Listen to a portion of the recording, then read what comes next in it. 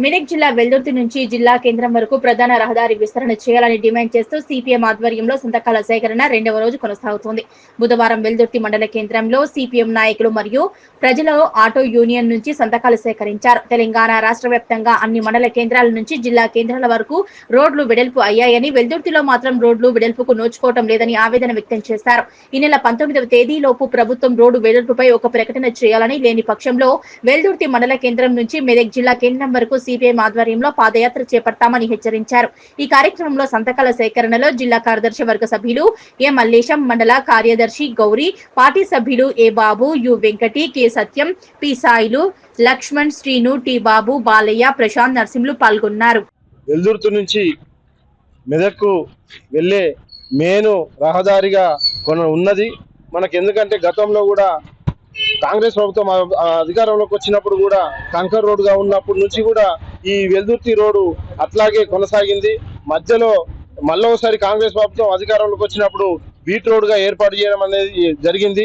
ఆ తర్వాత టిఆర్ఎస్ ప్రభుత్వం అధికారంలోకి వచ్చిన తర్వాత మళ్ళీ ఒకసారి వేయడం అనేది జరిగింది.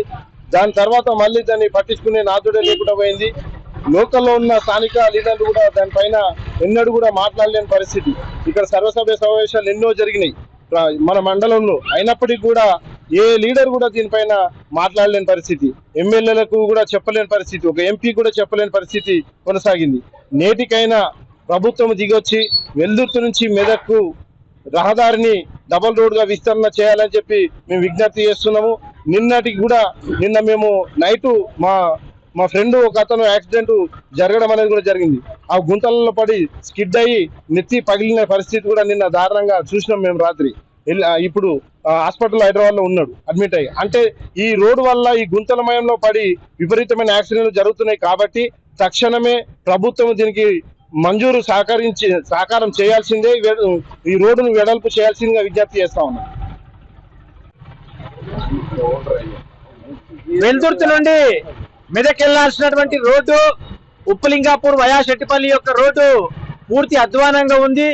గత అనేక సంవత్సరాలుగా గుంతలమయం అయిపోయింది. ఈ రూట్ లో ప్రయాణం చేయాలంటే విద్యార్థులు గాని, వ్యాపారులు గాని, రోజువారీ వచ్చేటువంటి ఉద్యోగులు గాని అనేక మంది విపరీతమైనటువంటి ఇబ్బందులు ఎదుర్కొంటున్నటువంటి పరిస్థితి ఉన్నది. ప్రతి మండల కేంద్రం నుంచి జాతీయ రహదారులు గాని, ప్రధాన రహదారులు కలిపేటువంటి రోడ్లన్నీ మెదక్ జిల్లాలో డబుల్ రోడ్లుగా మారినాయి. తెలంగాణ రాష్ట్రం అంతా కూడా మారినాయి.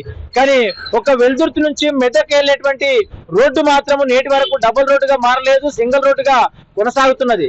ముఖ్యంగా వెల్దుర్తి మండల కేంద్రం నుంచి మెదకు ఒక జిల్లా కేంద్రానికి పోయేటువంటి రోడ్డు ఇంత అధ్వానంగా ఉండడము వెల్దుర్తి వెనుకబాటుతనానికి నిదర్శనం. మరి పాలకులు గాని, ఈ ప్రాంతం నుంచి గెలిచినటువంటి ప్రజాప్రతినిధులు గాని ఎవరు పట్టించుకునేటువంటి పరిస్థితి లేదు. నిన్న నుండి సిపిఎం పార్టీ ప్రజల దగ్గరికి వెళ్లి సంతకాల సేకరణ కార్యక్రమాన్ని ప్రారంభించింది. ఒకవేళ ప్రభుత్వం దిగొచ్చి వెంటనే ప్రకటనలు కనుక రానట్టయితే 19వ తేదీ నాడు వెల్దుర్తి నుంచి జిల్లా కలెక్టర్ కార్యాలయం వరకు సిపిఎం పార్టీ ఆధ్వర్యంలో పాదయాత్ర కార్యక్రమాన్ని కూడా చేపట్టబోతున్నాం. ఇప్పుడు జరుగుతున్నటువంటి సంతకాల సేకరణలో ప్రజలు సహకరించాలని చెప్పి సిపిఎం పార్టీ తరఫున ప్రజానీకానికి విజ్ఞప్తి చేస్తున్నాం. పాదయాత్రను కూడా జయప్రదం చేయాలని చెప్పి విజ్ఞప్తి చేస్తున్నాం. మరి వెల్దుర్తి అభివృద్ధి అనేటువంటిది కుంటుపడుతున్నది.